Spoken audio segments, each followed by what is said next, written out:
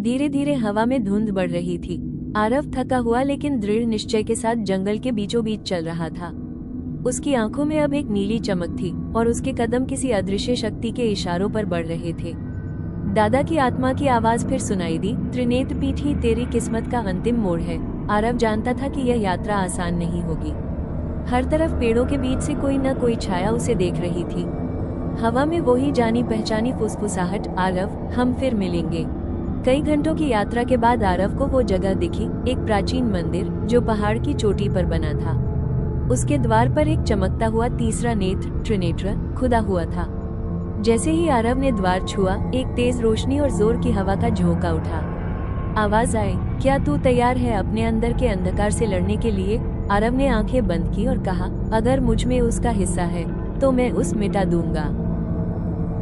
मंदिर के भीतर दो रास्ते थे, एक नीले अंधेरे की ओर, दूसरा सुनहरी रोशनी की ओर। आरव के अंदर दो आवाजें गूंजने लगी, एक दादा की शांत वाणी और दूसरी राजा की गहरी डरावनी हंसी। राजा बोला, तू मुझे नहीं मिटा सकता आरव, तू ही मैं है। आरव चिल्लाया, मैं इंसान हूँ, तुम्हारा हिस्सा नहीं। दोनों ऊर्जाएं टकराई, हाई वोल्टेज, नीली आग और सुनहरी रोशनी एक साथ गूंजी। आरव जमीन पर गिरा, उसका शरीर कांपने लगा और उसके अंदर की आत्माएं बाहर निकलने लगी। हर आत्मा उसकी यादों से जुड़ी थी, वो बच्चे, औरतें जो जंगल में मारी गई थी। आरव ने आंसू भरे स्वर में कहा, मैं तुम सबको मुक्ति दूंगा।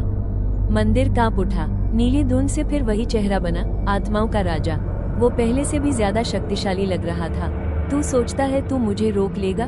मैं तो तुझ में ही हूँ। आरव ने ध्यान लगाया, माला चमक उठी, उसके चारों ओर सुनहरी अग्नि की एक वलय बन गई। राजा ने हमला किया, नीली लपटें और धुएं का तूफान। दोनों के बीच भयंकर युद्ध हुआ, धुआं, रोशनी, आग और चीखें गूंज उठी। मंदिर की दीवारें टूटने लगी, मूर्तियां झरने लगी। हर बार जब आरव गिरता, दादा की आवाज आती, उठ आरव, तुझ में दोनों है, लेकिन फैसला तेरा है। आखिरी बार आरव ने आंखें खोली और दोनों हाथ आकाश की ओर उठाए। उसके शरीर से सुनहरी रोशनी निकली, जिसने राजा को अपने भीतर समेट लिया।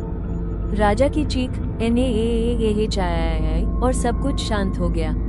सैकड़ों आत्माएं हवा में उठी, नीली रोशनी में बदलकर आसमान की ओर जाने लगी। हर आत्मा जाते जाते आरव की ओर मुस्कुराई। दादा की आत्मा सामने आई, तूने कर दिखाया बेटा। ए फ्लैट, ये जंगल आजाद है। मंदिर ढहने लगा, आरव बाहर भागा। पीछे मुड़कर देखा, त्रिनेत्र पीठ पूरी तरह नष्ट हो चुका था, पर उसके ऊपर आसमान में एक सुनहरी रेखा चमक रही थी। आरव ने धीरे से कहा, ये सब खत्म हो गया, पर तभी हवा में वो जानी पहचानी आवाज आई, कुछ भी खत्म नहीं हुआ आरव, हर रोशनी में एक अंधेरा होता है। आरव मुस्कुराया और झील की ओर चल पड़ा। उसकी आंखों में अब न डर था, न अंधकार, बस एक चमक। दोस्तों प्लीज चैनल को लाइक और सब्सक्राइब करें।